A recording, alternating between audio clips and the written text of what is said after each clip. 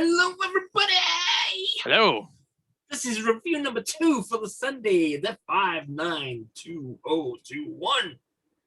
I got my radio voice. It's a very radio intro, yes. Okay, so we're doing 5-minute reviews now. We're not doing 45-minute reviews like we used to. Murray is going to be reviewing some god-awful indie book, or it might be a really good one, but I think most indies are probably questionable. Yes, so, Marcel's pre-review of the way I described it. In 5 seconds. Yes. Okay.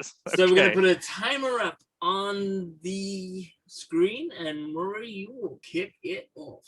All right. Hopefully it doesn't explode when it gets down to 0. Yeah, it's called Eve by Boom Studios. So we might get down to that's the one with the girl on the front. Yes, and guess what else? A teddy bear. Yes, with like a framing, like a weird Okay. Yes. She's kind of surfing on like a wooden board they found. Like it looks like water has taken over the city, like post-apocalyptic kind of thing, and she's using like a stop sign to like. And by the way, this whole cover that's very cool. A teddy bear is like looking off into the distance and they're surfing and this and that. Doesn't happen in the comics. Not in there. Wow. Very, but let me tell you, it really grabs your attention. It is issue, I believe, number 1. It doesn't have a number, it just says ONE in the corner, so I believe that means it's number 1. But so you expect, okay, let's start off this story, and it does start you off that way, which I think is great. It's not like you expect, okay, this girl's in this post-apocalyptic world. They actually start you back before that happens, but you don't know exactly when. It's a story of her and her family kind of surviving in these treetops with all these little spider crab things everywhere. Anyway, it's great. Normal stuff that you enjoy when you're living in the wilderness. But what's really weird is like 3 panels in, it's just this girl chatting with her dad over a walkie-talkie. She runs into their it's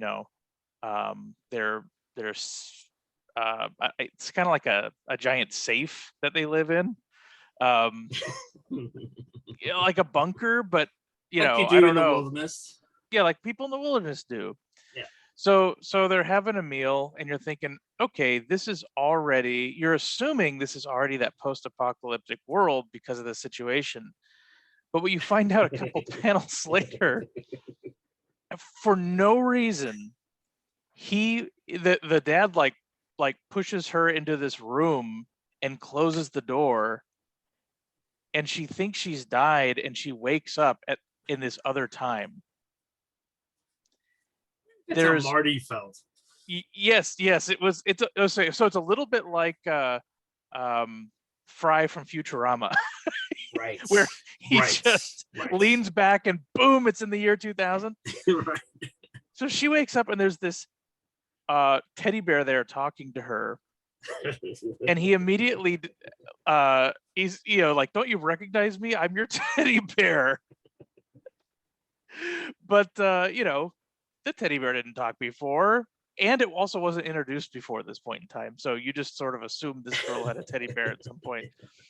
Anyway, it's a cyborg, and you see this like weird stuff happen with this teddy bear where he like can grow super long cyborg legs and do things, and he has like this cyborg sort of shadow behind him because they're indicating that he's something more than a teddy bear, and he is not allowed to tell her anything that happened.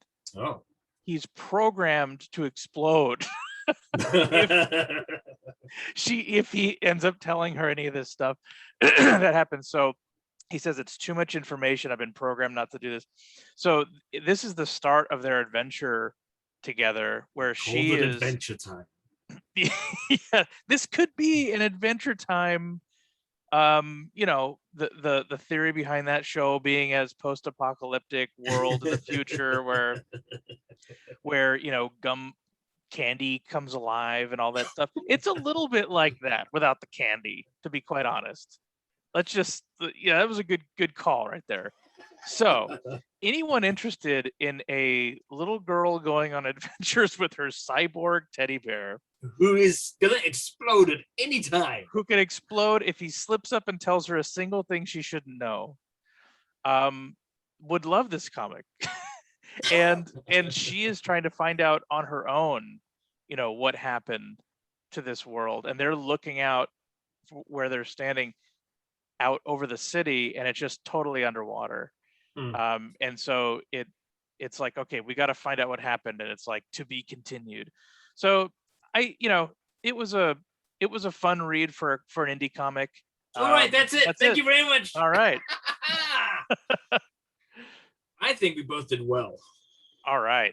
The comics were a mixed bag, but I think we did well. Yes, we're the best part about the comics, the reader. Okay, I'm gonna try. Okay, goodbye, everyone. We'll be back for a third. Bye-bye. Bye-bye.